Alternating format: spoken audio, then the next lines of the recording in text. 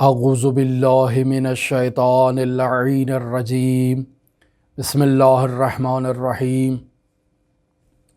الحمد للہ رب العالمین الصلاة والسلام علی اشرف الانبیاء والمرسلین وعلی آلہ الطیبین الطاہرین المعصومین الذین اذہب اللہ عنہم الرجس وطہرہم تطہیرا اما بعد۔ ہماری آپ کے ساتھ گفتگو علماء شیعہ کے حالات زندگی، واقعات، حکایات اور کرامات کے باب میں مرحوم آغا سید علی قاضی طباطبائی رحمۃ اللہ علیہ کے حالات زندگی، واقعات اور تربیت پر مشتمل موضوعات میں جاری تھی۔ ہم اپنی گفتگو میں اس مرحلے پر پہنچے کہ سیر و سلوک کی وادی میں قدم رکھنے کے بعد کشف و کرامات کا کیا مقام ہے، یعنی بطور معمول کسی بھی سالک کی زندگی میں ایسے مراحل قابل مشاہدہ ہوتے ہیں جو علت و معلول کی وادی سے ہٹ کے ہوں، یعنی عام افراد ان مسائل سے عاجز ہوں اور ناتوان ہوں جنہیں عام روٹین میں خارق العادہ واقعات اور کرامات کہا جاتا ہے۔ یا بسا اوقات ہم دیکھتے ہیں کہ ایک سالک کو مکاشفہ ہوتا ہے اور پھر وہ اپنے مکاشفے میں بہت سے حقائق کو مشاہدہ کرتا ہے اور انہیں درک کرتا ہے جنہیں عام افراد اپنی زندگی میں درک نہیں کر پاتے۔ یہاں یہ سوال پیدا ہوتا ہے کہ کیا سیر و سلوک میں کشف و کرامات کی کوئی اہمیت ہے؟ چونکہ ہم دیکھتے ہیں کہ ایک طرف ہمارے پاس شیخ حسن علی اصفہانی جیسے عرفاء موجود ہیں اور ایک طرف ہمارے پاس مرحوم سید علی قاضی طباطبائی رحمۃ اللہ علیہ جیسے علماء اور عرفاء موجود ہیں۔ ایک طرف ہم دیکھتے ہیں کہ ان کی زندگی میں خارق العادہ واقعات بہت زیادہ ہیں، کشف و کرامات بہت زیادہ ہے، جبکہ دوسری طرف ہم دیکھتے ہیں کہ سید علی آغا قاضی طباطبائی رحمۃ اللہ علیہ کی زندگی میں یہ کشف و کرامات اور اس قسم کی حکایات موجود نہیں ہیں اور ہم انہیں وہاں مشاہدہ نہیں کرتے ہیں۔ اب یہ سوال پیدا ہوتا ہے کہ سیر و سلوک کی وادی میں کشف و کرامات کی کوئی اہمیت ہے یا کوئی اہمیت نہیں ہے؟ تو اس سوال کے جواب میں مرحوم آغا سید علی قاضی طباطبائی رحمۃ اللہ علیہ کی تربیت اور تعلیمات کا یہ نتیجہ ہے کہ سیر و سلوک کی وادی میں کشف و کرامات کی کوئی اہمیت نہیں ہے۔ ممکن ہے ایک سالک سیر و سلوک کی وادی میں جب وہ قدم رکھتا ہے اور سیر و سلوک کا وہ مسافر ہوتا ہے تو اس کے وجود سے کسی قسم کی کوئی کرامات صادر نہ ہوں یا اسے کسی قسم کا کوئی مکاشفہ نظر نہ آئے۔ جب ایسی صورتحال ہے تو پھر اس سے یہی ظاہر ہوتا ہے کہ ایک انسان سالک ہو سکتا ہے لیکن اسے کرامات سرزد نہ ہوں، اسے مکاشفے نظر نہ آئیں۔ اور دوسری طرف ہم دیکھتے ہیں کہ بعض افراد ایسے ہیں کہ جو دین اسلام نہیں رکھتے ہیں، جو توحید اسلامی کو نہیں جانتے ہیں، جو اسلامی معتقدات کے قائل نہیں ہیں، لیکن اس کے باوجود ان سے عجیب و غریب کرامات سرزد ہوتی ہیں، عجیب و غریب ان سے متعلق حکایات نقل ہوتی ہیں کہ جیسے مرتاضۂ ہندی جو ہیں وہ ریاضت کے نتیجے میں عجیب و غریب کرامات ظاہر کرتے ہیں اور اس کے نتیجے میں وہ افراد ایسے خارق العادہ امور کو انجام دیتے ہیں جس سے عام افراد اپنی زندگی میں انجام نہیں دے سکتے۔ تو یہاں یہ بنیادی سوال پیدا ہوتا ہے کہ سیر و سلوک کی وادی میں ان کشف و کرامات کا کیا مقام ہے؟ اس سوال کے جواب میں ہم آپ کی خدمت میں عرض کرتے ہیں کہ انسان کا نفس خلیفۃ الرحمن ہے، خداوند متعال کا یہ خلیفہ ہے انسان، لہٰذا اگر یہ انسان ریاضت کرے گا تو اس ریاضت کے نتیجے میں اس کا نوعی طور پر مجرد ہونا اور کچھ حد تک اس نفس کا مجرد ہونا ایک فطری سی بات ہے۔ ظاہر ہے خلیفۃ اللہ ہے اور یہ خلیفۃ اللہ اگر ریاضت کرے گا تو مجرد بھی ہوگا اور اس تجرد نسبی کا ایمان کے ساتھ کسی قسم کا کوئی تعلق اور کسی قسم کا کوئی رابطہ نہیں ہے۔ جیسے یہ ہم دیکھتے ہیں کہ ہمارے یہ افراد جو مرتاض ہیں، جو ہندو ہیں اور اس کے علاوہ وہ افراد کے جو ریاضتیں کرتے ہیں، غیر شرعی قسم کی ریاضتیں کرتے ہیں، اور اس کے نتیجے میں ان کے سامنے بہت سارے ایسے ابواب کھل جاتے ہیں کہ جو عام افراد کی زندگی میں موجود نہیں ہوتے۔ لہٰذا ان افراد کو شیعہ علماء کے ساتھ، شیعہ عرفاء کے ساتھ، بزرگان دین کے ساتھ، انبیاء کے ساتھ، اولیاء کے ساتھ مقایسہ کرنا اصلاً درست بات نہیں ہے کہ انسان ان کو دیکھ کر انہیں ان شخصیات کے ساتھ اور ان ہستیوں کے ساتھ مقایسہ کرے۔ بنیادی وجہ کیا ہے؟ بنیادی وجہ یہ ہے کہ کوئی بھی انسان جو دینی تعلیمات کو حاصل نہیں کرتا ہے، دینی درسگاہوں میں تربیت حاصل نہیں کرتا ہے، شریعت مقدسہ مطہرہ اسلامیہ کے اوپر عمل نہیں کرتا ہے، لیکن وہ سیر و سلوک کی وادی میں قدم بڑھا رہا ہے، ریاضتیں کر رہا ہے، تو یہ ریاضت چونکہ نفس انسانی انجام دے رہا ہے اور نفس انسانی خلیفۃ الرحمن ہے، تو اس ریاضت کے نتیجے میں اس کا کچھ حد تک مجرد ہونا ایک فطری سا عمل ہے، اور وہ اس تجرد کے نتیجے میں کچھ حقائق کو مشاہدہ کرے گا، کچھ خارق العادہ امور بھی اس سے سرزد ہوں گے کہ جو علت و معلول کی دنیا سے ہٹ کے ہیں، جسے عام عادی افراد انجام نہیں دے سکتے۔ لیکن یاد رکھیں، یہی شخص کہ جو دین مبین اسلام کو نہیں جانتا، جو شریعت مقدسہ مطہرہ اسلامیہ پر عمل پیرا نہیں ہے، جو اسلامی تعلیمات کا تربیت یافتہ نہیں ہے، ایسا شخص اگر سیر و سلوک کی وادی میں قدم رکھے گا اور سیر و سلوک کی وادی میں آگے بڑھتا چلا جائے گا اور ریاضتیں کرے گا، تو حقائق اس کے سامنے ظاہر ہوں گے، لیکن یہ ہرگز عالم برزخ اور عالم برزخ سے بالاتر کے عوالم کو درک نہیں کر سکتا۔ لہٰذا عام طور پر سیر و سلوک میں وہ افراد جو مبتدی افراد ہوتے ہیں، جو افراد باہر کی دنیا سے سالکین الی اللہ کو دیکھتے ہیں، ان کا سیر و سلوک اختیار کرنے کا بنیادی مقصد یہی کشف و شہود ہوتا ہے، ان کا بنیادی مقصد یہی مختصر فتح باب ہوتا ہے، اور وہ اسی کو اپنا ہدف قرار دیتے ہوئے سیر و سلوک کی وادی میں قدم رکھتے ہیں۔ عام طور پر آپ کسی شخص سے پوچھیں کہ بھئی تم سیر و سلوک کیوں کرنا چاہتے ہو، تو وہ آپ کو یہ جواب دے گا، میں سیر و سلوک اس لیے کرنا چاہتا ہوں تاکہ میں کشف و شہود میں جاؤں، مجھے مکاشفے ہونا شروع ہو جائیں، مجھ سے کرامات سرزد ہونا شروع ہو جائیں، میں ایسے خارق العادہ امور کو انجام دوں جسے لوگ انجام دینے سے عاجز ہوں۔ لوگوں کی سیر و سلوک اس حد تک محدود ہو جاتی ہے اور وہ مدارج عالیہ طے کرنے کے بارے میں نہیں سوچتے، وہ خداوند متعال سے لقا کرنے کے بارے میں ہرگز نہیں سوچتے، اور اسی محدود حد پر قانع ہو جاتے ہیں، اور اسی نچلی سطح پر یہ لوگ برقرار رہتے ہیں اور باقی رہ جاتے ہیں۔ ایک دفعہ کا ماجرا ہے، ملا ہادی سبزواری رحمۃ اللہ علیہ سے ان کے گھر والے کہتے ہیں کہ جائیں ہمیں بازار سے کچھ گوشت لا کر عنایت کریں۔ ملا ہادی سبزواری بازار جاتے ہیں، گوشت لے کر آتے ہیں اور اسے باورچی خانے میں ایک مخصوص جگہ پر رکھ دیتے ہیں، لیکن چونکہ مصروف ہوتے ہیں، انہیں یاد نہیں رہتا کہ یہ اپنے گھر والوں کو اطلاع دیں کہ میں آپ کے لیے گوشت لے آیا ہوں۔ چلے جاتے ہیں، کچھ دیر کے بعد ایک مرتاز آتا ہے اور آ کر دستک دیتا ہے۔ ملا ہادی کے گھر والے دروازے پہ جاتے ہیں تو وہ تقاضا کرتا ہے کہ آپ مجھے گوشت دیں۔ ملا ہادی سبزواری کے گھر والے کہتے ہیں کہ ہمارے پاس گوشت نہیں ہے، تو وہ مرتاز کہتا ہے کہ نہیں، آپ کے گھر میں گوشت موجود ہے، فلاں جگہ پر، فلاں باورچی خانے میں، فلاں کمرے میں اور فلاں نقطے پر وہ گوشت موجود ہے، مجھے لا کر دیں۔ ملا ہادی سبزواری کے گھر والے پریشان ہو جاتے ہیں کہ ابھی تو گوشت آیا ہی نہیں ہے، لہٰذا وہ جا کے چیک کرتے ہیں تو وہاں کے گوشت کو مشاہدہ کرتے ہیں۔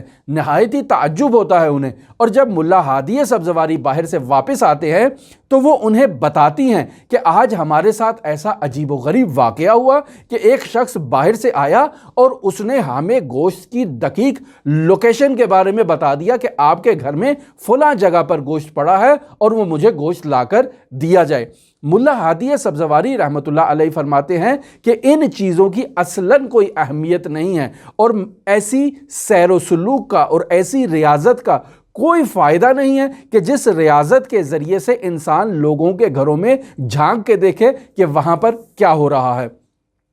لہٰذا ایک عارف کا مقصد خداوند متعال سے ملاقات کرنا ہے، لقاء اللہ کرنا ایک عارف کا بنیادی مقصد ہوا کرتا ہے۔ لہٰذا مرحوم آیت اللہ نجابت رحمۃ اللہ علیہ اپنے استاد آغا سید علی قاضیہ طباطبائی رحمۃ اللہ علیہ سے اس بات کو نقل کرتے ہیں کہ کرامات یہ نہیں کہ انسان کسی مریض کو شفا دے دے، کرامات یہ نہیں ہے کہ انسان کسی اندھے شخص کو آنکھیں دے دے، یہ مریض کو شفا دینا ڈاکٹر کا کام ہے، کسی نابینا شخص کو بینا شخص میں تبدیل کرنا یہ کام ڈاکٹر کا ہے، یہ سب کام عارف کے نہیں ہیں۔ عارف کا کام یہ ہے کہ وہ اللہ تبارک و تعالی سے ملاقات کرے، وہ لقاء اللہ کے مرحلے پر فائز ہو۔ یہ حقیقی کرامت ہے جو ایک عارف سے سرزد ہو سکتی ہے، اور اگر ایک عارف تمام امور کو انجام دے، یعنی کرامات اس سے سرزد ہوں، اس سے مکاشفے سرزد ہوں، لیکن وہ لقاء اللہ سے محروم ہو، تو ایسا عارف جو ہے وہ عارف نہیں ہے، ایسا سالک اپنی سیر و سلوک میں نچلے درجے پر فائز ہے اور محدود مقام پر فائز ہے۔ بہت کم عرفاء ایسے ہیں کہ جو ان مکاشفات کے باوجود، جو ان کرامات کے باوجود خداوند متعال کی لقاء کے مرتبے پر بھی فائز ہوں، جیسے شیخ حسن علی اصفہانی رحمۃ اللہ علیہ تھے۔ لیکن پھر بھی اگر مقایسہ کیا جائے شیخ حسن علی اصفہانی رحمۃ اللہ علیہ کا اور مرحوم علی آغا قاضی طباطبائی رحمۃ اللہ علیہ کا، تو علی آغا قاضی طباطبائی بہت بلند مرتبے پر فائز سے کہ مرحوم آیت اللہ بہجت رحمۃ اللہ علیہ فرماتے ہیں کہ تشیع کے پاس ایسی قلم ہی موجود نہیں ہے جو علی آغا قاضی طباطبائی رحمۃ اللہ علیہ کے حالات کو اور ان کے واقعات کو اور ان کی سیر و سلوک کو بیان کر سکے۔ کیوں؟ چونکہ علی قاضی طباطبائی رحمۃ اللہ علیہ نے اپنی ذات سے متعلق کچھ بیان ہی نہیں کیا ہے کہ وہ کس مقام پر فائز ہیں، اور جو ان کی گفتگو بھی ہوا کرتی تھی وہ اپنی گفتگو میں بھی ایسے مسائل کو زیادہ مکمل انداز میں بیان نہیں کرتے تھے تاکہ لوگ ان کے بارے میں مبالغہ آرائی سے کام نہ لے، لوگ ان کے بارے میں غلو نہ کرنا شروع کر دیں۔ لہٰذا نہایت ہی محدود پیمانے پر وہ چیزیں کہ جو ناخواستہ طور پر ان کے دہان مبارک سے جاری ہو جاتی تھی وہ لوگوں کو معلوم ہوتی تھی، وگرنہ قطعی طور پر مرحوم علی آغا قاضی طباطبائی رحمۃ اللہ علیہ اپنی زندگی میں ان مسائل کو دور رکھتے تھے اور قطعاً کسی کے سامنے بیان نہیں کرتے تھے۔ مرحوم علی آغا قاضی طباطبائی رحمۃ اللہ علیہ کے پاس ایک شاگرد تربیت کے لیے آتا ہے۔ مرحوم علی آغا قاضی طباطبائی اسے کچھ دستورات دیتے ہیں کہ جاؤ یہ وظائف تم انجام دو۔ وہ شخص چلا جاتا ہے اور مسجد کوفہ میں جا کر ریاضت میں مصروف ہو جاتا ہے، وہاں ایک کمرہ بھی وہ اپنے لیے لے لیتا ہے۔ ایک روز مرحوم علی آغا قاضی طباطبائی کے ساتھ شط فرات کے اوپر جب وہ قدم ٹہل رہے ہوتے ہیں تو وہاں مرحوم علی آغا قاضی طباطبائی اس طالب علم سے پوچھتے ہیں کہ مجھے یہ بتاؤ کہ تمہاری شادی ہو گئی ہے؟ وہ کہتا ہے نہیں، میں نے شادی ابھی تک نہیں کی ہے۔ مرحوم قاضی پوچھتے ہیں کہ گھر میں اور کون ہے؟ وہ کہتا ہے کہ میری ایک ماں ہے اور ایک میری بہن ہے۔ علی قاضی طباطبائی پوچھتے ہیں کہ بتاؤ تمہارا گزر بسر کیسے ہوتا ہے؟ وہ کہتا ہے کہ خداوند متعال ہماری تمام ضروریات کو ہمارے لیے فراہم کر دیتا ہے۔ علی قاضی طباطبائی پوچھتے ہیں وہ کیسے؟ کہتا ہے کہ جب بھی ہمیں کسی چیز کی ضرورت ہوتی ہے خداوند متعال ہمیں بے حساب عنایت کر دیتا ہے، ہمیں نہ محنت کرنے کی ضرورت ہوتی ہے نہ کام کرنے کی ضرورت ہوتی ہے۔ مرحوم قاضی پوچھتے ہیں کہ بتاؤ ماجرا ہے کیا؟ وہ کہتا ہے کہ ایک روز میری والدہ نے مجھ سے تقاضا کیا کہ مچھلی لا کر دو، آج ہم نے مچھلی پکانی ہے۔ مچھلی بازار میں مہنگی تھی اور میرے اندر تو استطاعت نہیں تھی مچھلی خریدنے کی۔ میں اسی شط فرات سے جا رہا تھا کہ پانی سے مچھلی نکلی اور میرے قدموں کے اندر آ کر گر گئی، میں اس مچھلی کو اٹھا کر اپنی والدہ کے پاس لے گیا۔ اس طرح سے خداوند متعال ہماری ضروریات کو پورا کر دیتا ہے، ہمیں جس چیز کی ضرورت ہوتی ہے وہ چیز خود بخود ہمارے لیے مہیا ہو جاتی ہے۔ مرحوم قاضی اس کے لیے کہتے ہیں کہ دوبارہ اس پانی سے مچھلی نکالو۔ وہ ارادہ کرتا ہے تو مچھلی پانی سے اڑتی ہوئی آتی ہے اور اس کے قدموں میں آ کر گر جاتی ہے۔ مرحوم علی آغا قاضی طباطبائی اسے کہتے ہیں کہ دوبارہ اب اس مچھلی کو کہو باہر آئے، تو دوبارہ وہ کوشش کرتا ہے اور وہ مچھلی باہر نہیں آتی ہے، بہت کوشش کرتا ہے اور وہ مچھلی باہر نہیں آتی۔ وہاں سے وہ متوجہ ہوتا ہے کہ یہ جو خداوند متعال کی طرف وہ نسبت دے رہا تھا امور کی کہ خداوند متعال اس کے لیے ان مسائل کو حل کر دیتا ہے اور اس کی ضروریات فراہم کر دیتا ہے۔ مرحوم علی آغا قاضی طباطبائی نے اس دروازے کو ہی اس طالب علم کے لیے مکمل طور پر بند کر دیا، لہٰذا وہ اٹھا، مسجد کوفہ سے باہر آیا اور پھر باقاعدہ جا کر محنت مزدوری کرنے لگا تاکہ اپنے والدہ کا اور اپنی ہمشیرہ کا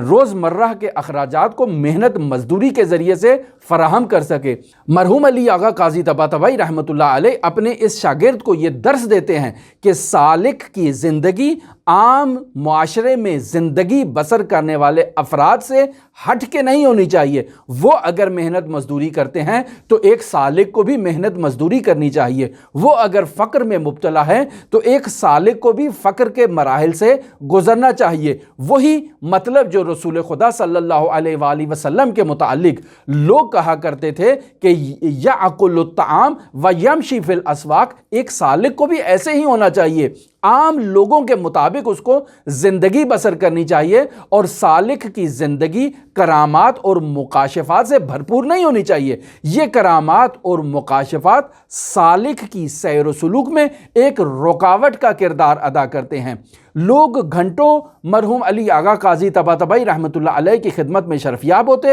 اور اپنے مکاشفوں کی داستانیں بیان کرتے، آدھا گھنٹہ، ایک گھنٹہ اپنے مکاشفات بیان کرتے رہتے، اور مرحوم علی آغا قاضی طباطبائی ان پر توجہ ہی نہ دیتے اور ان کو کوئی اہمیت ہی نہ دیتے، ان مکاشفات کو صرف سنتے رہتے۔ مکاشفہ حقیقی کیا ہے؟ حقیقی مکاشفہ یہ ہے کہ انسان کی روحانی مرتبہ بلند ہو، انسان فہم و شعور کے ذریعے سے اپنے خالق حقیقی کو درک کرے، یہ مکاشفہ ہے۔ ایک رند انسان وہ ہے جو انسان اور خالق کے درمیان رابطے کو اور اس ارتباط کو کشف کر لے۔ اگر ایک سالک اس رابطے کو کشف کر لے تو یہ حقیقی طور پر سالک ہے اور سیر و سلوک کی وادی میں مقامات اور مدارج عالیہ طے کرنے میں مصروف ہے۔ لہٰذا کشف و کرامات یقین تک پہنچنے کا ایک ذریعہ بن سکتے ہیں، اور ممکن ہے اسباب اتفاق کسی سالک سے کوئی کرامت بھی سرزد ہو جائے،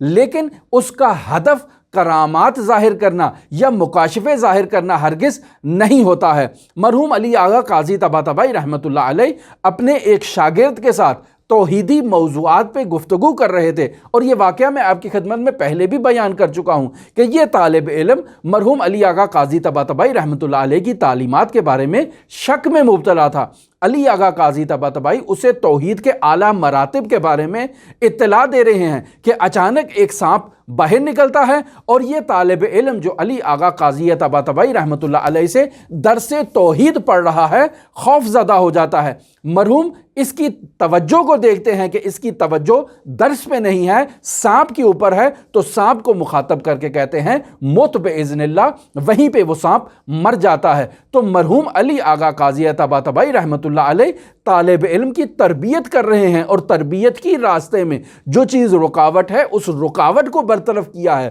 وگرنہ مکاشفہ اور کرامتیں ظاہر کرنا علی آغا قاضی طباطبائی رحمۃ اللہ علیہ کی سیر و سلوک میں ہدف نہیں تھا۔ لہٰذا یہاں یہ سوال بھی پیدا ہوتا ہے کہ اگر کشف و کرامت سیر و سلوک کی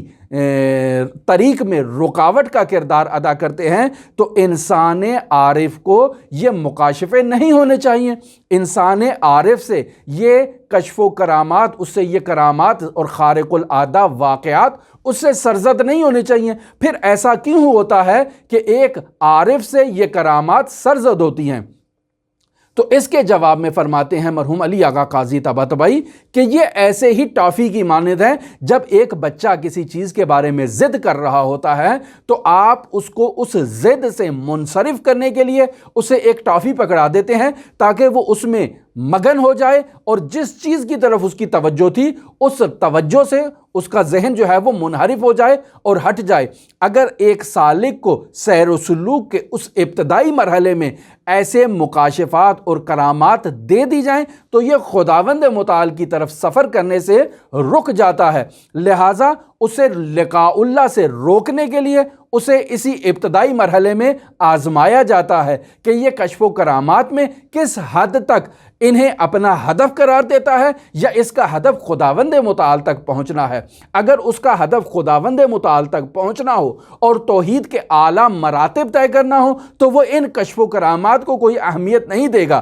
اور خود خالق حقیقی کے بارے میں اور اس کے ادراک کے بارے میں جد و جہد کرے گا۔ لیکن اگر سالک کا مقصد یہی کشف و کرامات ہوں تو وہ توحید کے اعلیٰ مراتب کے بارے میں تحقیق کرنا چھوڑ دے گا اور انہی کشف و کرامات میں مگن ہو جائے گا۔ لہٰذا ایک رات مرحوم علی آغا قاضی طباطبائی رحمۃ اللہ علیہ بیان کرتے ہیں کہ میں نماز تہجد کے لیے اٹھا تو میں نے اپنے وجود میں شدت کا مرض مشاہدہ کیا، اس قدر مریض تھا کہ میں نماز تہجد کے لیے نہیں اٹھ سکتا تھا۔ ایسے میں نے مشاہدہ کیا کہ اچانک نہایت ہی خوبصورت چہرے والا ایک فرشتہ میرے سامنے مجسم ہوتا ہے اور اس کے ظاہر ہونے سے میرے وجود میں جتنے درد اور جتنے علم اور جتنی تکالیف تھیں وہ سب برطرف ہو جاتی ہیں۔ یہاں سے میں اس چیز کو درک کرتا ہوں کہ ابھی تک میرے وجود میں یہ صورت والا مرحلہ باقی ہے، یعنی ابھی تک میں اس ماہیت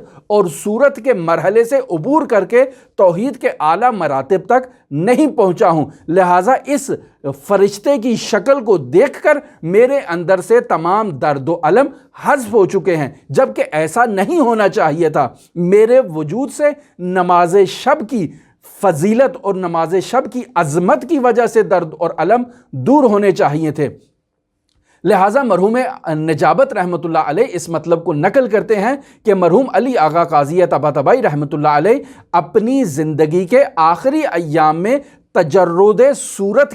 حاصل کرنے کے لیے ریاضت کرنے میں مصروف تھے اور بے قدر طاقت بشریہ انہوں نے اس تجرد صورت کا مقام حاصل کیا۔ مرحوم علی آغا قاضی طباطبائی رحمۃ اللہ علیہ اسی تجرد صورت سے متعلق بیان فرماتے ہیں کہ اگر انسان خود کو پہچاننا چاہے تو وہ اس عالم صورت سے عبور کر سکتا ہے، یعنی عین اسی طرح جیسے وہ یہ جانتا ہے کہ اللہ ہے لیکن وہ اللہ کو صورت کے اندر مشاہدہ کر رہا ہے، اور جب اللہ اس انسان کو اپنا تعارف اس صورت کے بغیر کروائے تو وہ مقام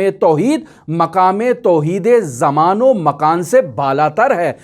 انسان اگر اس مقام تک پہنچ جائے اور یہ درک کر لے گا کہ اللہ کے لیے مخلوق کو خلق کرنا اس کی ذات میں کسی قسم کے کمال کا باعث نہیں بنے گا، لہٰذا یہ جو کہا جاتا ہے کہ کان اللہ ولم یکن معہ شیء الآن کما کان، یعنی ایک زمانہ ایسا تھا کہ اللہ تبارک و تعالیٰ کی ذات تھی اور اس کی ذات کے علاوہ لم یکن معہ شیء، اس کے ساتھ کوئی دوسری چیز موجود نہیں تھی۔ اب سوال یہ پیدا ہوتا ہے کہ اب اللہ ہے، کیا اللہ کے ساتھ کوئی اور دوسری چیز موجود ہے؟ تو کہیں گے الآن کما کان، اب بھی اسی طرح ہے کہ اللہ ہے لیکن اللہ کے ساتھ کوئی دوسری چیز موجود نہیں ہے۔ لہٰذا یہ تمام صورتیں جو ہیں وہ تمام صورتیں اگر انسان عبور کر کے خداوند متعال کی توحید خالص کے مرتبے پر پہنچ جائے تو ایسا ہی انسان ہے جو خداوند متعال کو اس صفات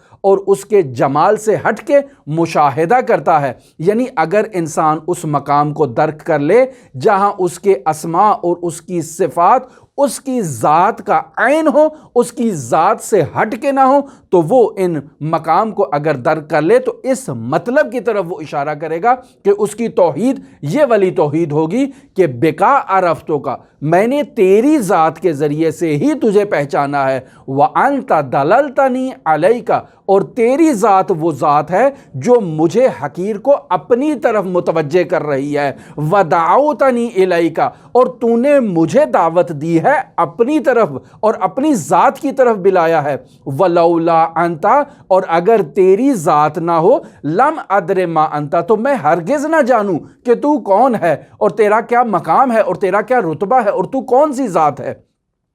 مرحوم علی آغا قاضی طباطبائی رحمۃ اللہ علیہ اس مقام پر پہنچ چکے تھے، پس عارف مقام قرب پر اور مقام قرب حق تک پہنچ سکتا ہے، محنت کر سکتا ہے، اور یہ کشف و کرامات اس کے راستے میں ایک پتھر کی حیثیت رکھتی ہیں۔ اگر انسان کے پاؤں میں ایک بڑا سا مضبوط سا پتھر باندھ دیا جائے تو یہ انسان پرواز نہیں کر سکے گا، لہٰذا انسان کے پاؤں سے اس پتھر کو کھولنا چاہیے۔ اگر یہ پتھر کھل جائے گا تو انسان ملکوت اعلیٰ پر پرواز کر سکتا ہے۔ یہ کشف و کرامت ایک سالک کے لیے اسی پتھر کی حیثیت رکھتی ہے۔ اگر انسان کے وجود سے کشف و کرامت ظاہر ہونا شروع ہو جائے اور انسان کو اپنے اندر مگن کر لے تو یہ عارف اور یہ سالک ہرگز مقام اعلیٰ تک پرواز نہیں کر پائے گا۔ لہٰذا مرحوم علی آغا قاضی طباطبائی رحمۃ اللہ علیہ کی تربیت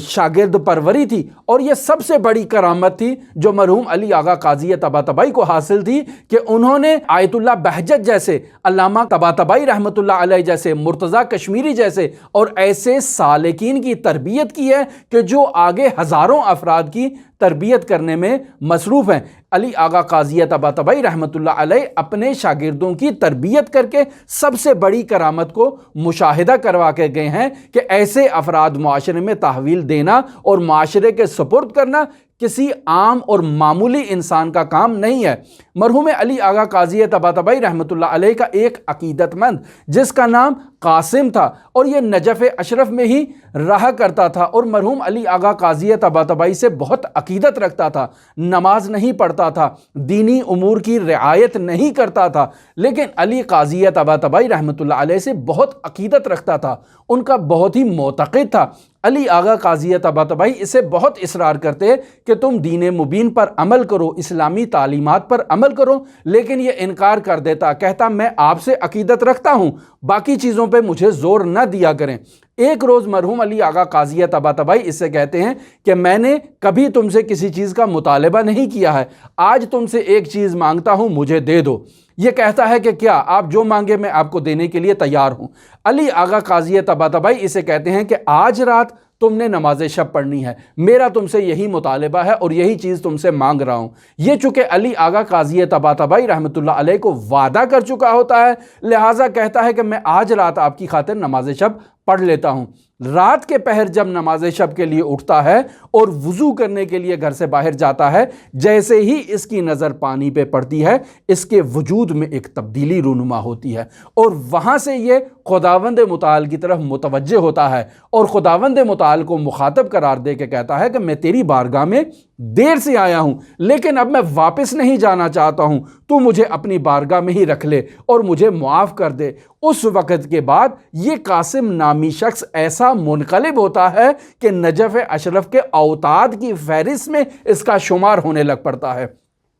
یہ وہ حقیقی کرامت ہے جو علی آغا قاضی طباطبائی رحمۃ اللہ علیہ سے سرزد ہوئی کہ انہوں نے اس قاسم نامی شخص کی ہدایت کی، انہوں نے آیت اللہ بہجت جیسے افراد کو معاشرے کے حوالے کیا، انہوں نے آغا نجابت جیسے افراد کو معاشرے کے حوالے کیا، انہوں نے علامہ طباطبائی جیسے شاگردوں کی پرورش کی اور انہیں معاشرے کے حوالے کیا تاکہ وہ آگے انسانوں کی ہدایت کر سکیں اور انہیں توحید کے اعلیٰ مراتب تک لے جا سکیں۔ ہماری آپ کے ساتھ گفتگو مرحوم علی آغا قاضی طباطبائی رحمۃ اللہ علیہ کے حالات زندگی، واقعات، کرامات اور حکایات کے بارے میں جاری ہے۔ اگر آپ دلچسپی رکھتے ہوں تو ہمارے ساتھ رہ سکتے ہیں۔ اللہم صلی علی محمد و آل محمد وعجل فرج قائم آل محمد۔